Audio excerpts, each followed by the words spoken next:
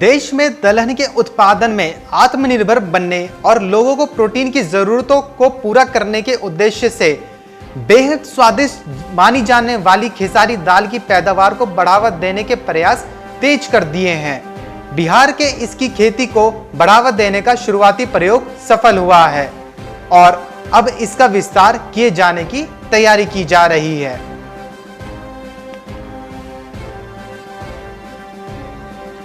Corona virus जैसी महामारी के समय में भी बासमती चावल की निर्यात मांग अच्छी बनी हुई है, जिससे घरेलू बाजार में इसकी मौजूदा कीमतों में और सुधार आने का अनुमान है। सऊदी अरब, यमन, अमेरिका और यूरोपीय देशों की आयात मांग बासमती चावल में बराबर बनी हुई है।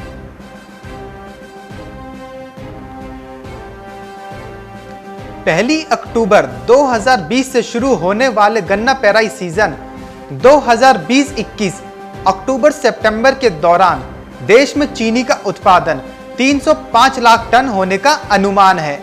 इंडियन शुगर मिल्स एसोसिएशन इस माह के अनुसार चालू पेराई सीजन 2019-20 में 22 जून तक 270.25 लाख टन का उत्पादन हो चुका है तथा सितंबर अंत तक कुल 272 लाख टन चीनी का उत्पादन होने का अनुमान है।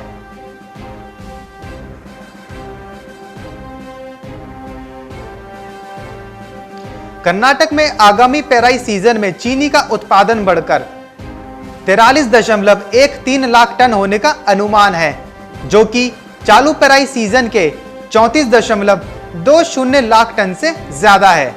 हालांकि तमिलनाडु में चीनी का उत्पादन अगले पेराई सीजन में घटकर 7.51 लाख टन ही होने का अनुमान है, जबकि चालू पेराई सीजन में राज्य में 7.80 लाख टन का उत्पादन हुआ है।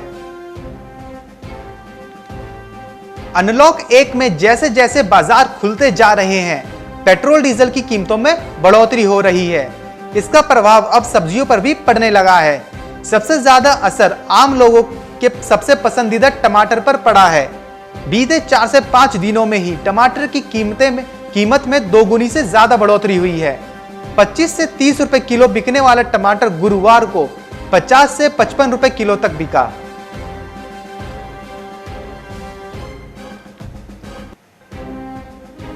कोरोना वायरस के साथ चल रही लड़ाई में आमतौर पर इस्तेमाल किए जाने वाले आलू के रेट में उबाल आना शुरू हो गया है।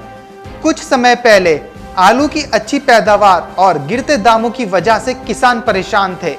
पिछले समय में आलू के दाम गिरकर 5 रुपए प्रति किलो तक पहुंच गए थे। अब वर्तमान में बाजार में आलू की दर 35 रुपए प्रति किलो तक पहुंच गई है, जो कि पुरानी कीमतों से लगभग 7 गुना है। यूपी के फतेहपुर जिले में गुरुवार को सुबह 10 बजे से हुई झमाझम बारिश की शुरुआत होते ही किसानों के चेहरे खिल उठे। गांवों में किसानों ने धान के फसल की रोपाई शुरू कर दी है। गांव के लोग पहले ही धान की नर्सरी डाल चुके थे। बारिश शुरू हुई तो उन्होंने रोपाई शुरू कर दी है।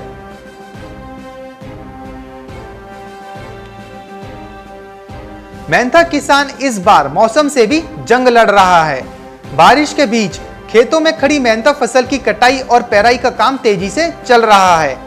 जैसे तैसे मेहनता की पेराई हो, बस इसी में जुटे हैं। दरियाबाद क्षेत्र में नकदी फसल होने के कारण मेहनता का रकबा काफी ज्यादा है। हर बार की तरह इस बार मेहनता पेराई में बीच बीच में बरसात के कारण देरी हुई है। करीब 50% मेहनता फसल खेतों में लगी है।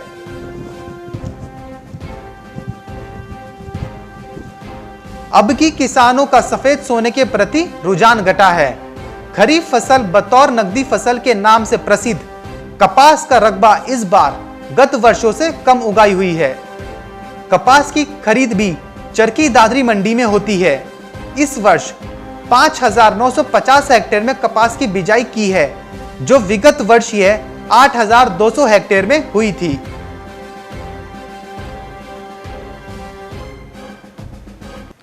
झारखंड के चतरा में कृषि विभाग द्वारा प्रखंड में धान, मक्का, दलहन, तेलहन के फसल लगाने का लक्ष्य निर्धारित कर दिया है।